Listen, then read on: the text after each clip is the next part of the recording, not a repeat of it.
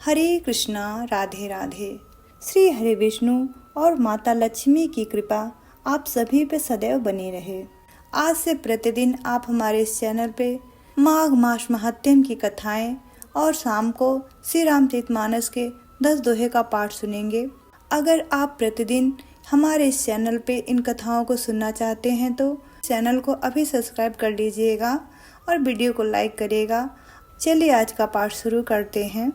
एक समय से सूत जी ने अपने गुरु श्री व्यास जी से कहा कि हे गुरुदेव, कृपा करके आप मुझे माघ मास का महात्म्य कहिए, क्योंकि मैं आपका शिष्य हूँ। व्यास जी कहने लगे कि रघुवंश के राजा दिलीप एक समय यज्ञ के स्नान के पश्चात पैरों में जूते, सुंदर वस्त्र पहनकर श्रृंगार की सामग्री से युक्त कवच और शोभायमान आभूषण पहने हुए अपने सिपाहियों से घिरे हुए जंगल में शिकार खेलने के लिए अपनी नगरी से बाहर निकले। उनके सिपाही जंगल में शिकार के लिए मृग, सिंह आदि जंतुओं की तलाश में इधर उधर फिरने लगे। उस वन में वनस्थली अत्यंत ही शोभा को प्राप्त हो रही थी।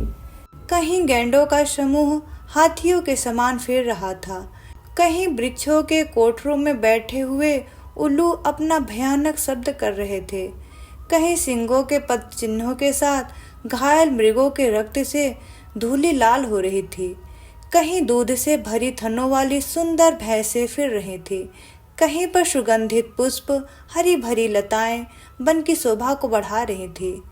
कहीं बड़े बड़े पेड़ थे तो कहीं उन पेड़ों पर बड़े बड़े अजगर और उनकी केंचुआएं भी पड़ी हुई थी। उस समय राजा के सिपाहियों के बाजे की आवाज सुनकर एक मृग वन से निकलकर भागने लगा और बड़ी बड़ी चौघड़ियां भरता हुआ आगे बढ़ा। राजा ने उसके पीछे अपना घोड़ा दौड़ाया, परंतु मृग पूरी शक्ति से भागने लगा। मृग कांटेदार वृक्षों के एक जंगल में घुसा और राजा ने भी उसके पीछे उन वन में प्रवेश किया, परंतु दूर जाकर मृग राजा की दृष्टि से ओझल होकर निकल गया। राजा निर्जन वन में अपने सैनिकों सहित प्यास के मारे अति दुखी हो गया। दोपहर के समय अधिक मार्ग से सैनिक थक गए और घोड़े रुक गए। कुछ देर बाद राजा एक बड़ा भारी सुंदर सरोवर देखा, जिसके किनारे पर घने वृक्ष थे। उसका जल सज्जनों के हृदय के समान स्वच्छ और पवित्र था। सरोवर का जल लहरों से बड़ा सुंदर लगता था। जल में अनेक प्रकार के जल जंतु, मछलियां आदि स्वच्छंदता से इधर उधर फिर रही थी। दुष्टों के समान निर्दयी चित्त वाले मगरमच्छ भी थे।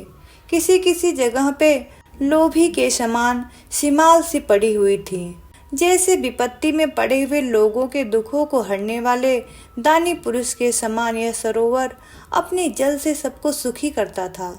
जैसे मेघ चातक के दुख को हरता है, इस सरोवर को देख के राजा की थकावट दूर हो गई। रात्रि को राजा ने वहीं विश्राम किया और सैनिक अपना पहरा देने के लिए चारों तरफ फैल गए। रात के अंतिम समय में सूकरों के एक झुंड ने आकर सरोवर में पानी पिया और कमल के झुंड के पास आया। तब शिकारियों ने सावधान होकर सूकरों पर आक्रमण किया और उसको मार के पृथ्वी पे गिरा दिया।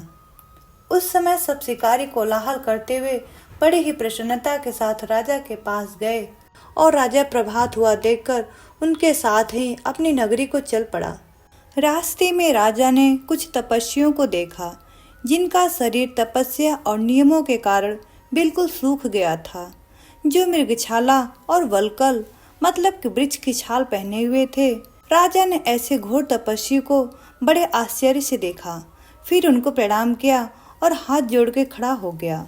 तब उनमें से एक तपस्वी ने राजा से कहा, हे राजन, इस शुभ माघ के महीने में इस सरोवर में स्नान न करके तुम यहाँ से जाने की इच्छा क्यों करते हो?